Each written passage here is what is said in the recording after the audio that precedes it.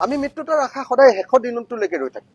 আমি সদায় মিত্ৰতাৰ কাৰণে আশাবাদী, মিত্ৰতা হ'বই লাগিব, বিজেপিক আমি হৰুৱাবই লাগিব, আৰু বিজেপিক হৰুৱাবৰ কাৰণে সকলো বিৰোধী দল ঐক্যবদ্ধ হ'বই লাগিব। যে গৌৰৱ যেতিয়াৰ পৰা সভাপতি হ'ল, গৌৰৱ গগৈ ডাঙৰীয়া যিদিনাৰ পৰা সভাপতি হ'ল, সেইদিনাৰ পৰা ৰাইজৰ দলে কংগ্ৰেছ সম্পৰ্কে এটা বাক্যও কোৱা নাই।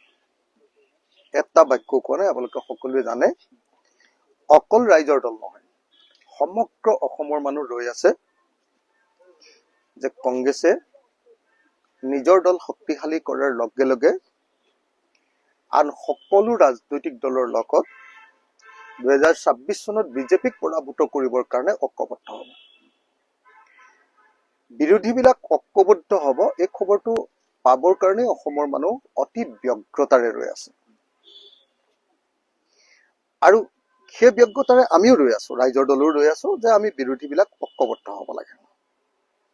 কিন্তু কালি গৌৰৱ গগৈৰ যিটো বক্তব্য আপোনালোকে এতিয়া ক'লে, মই পেপাৰত দেখা নাই বাৰু, সংবাদ মেলত কৈছে বুলি কৈছে, মই দেখা নাই বাৰু।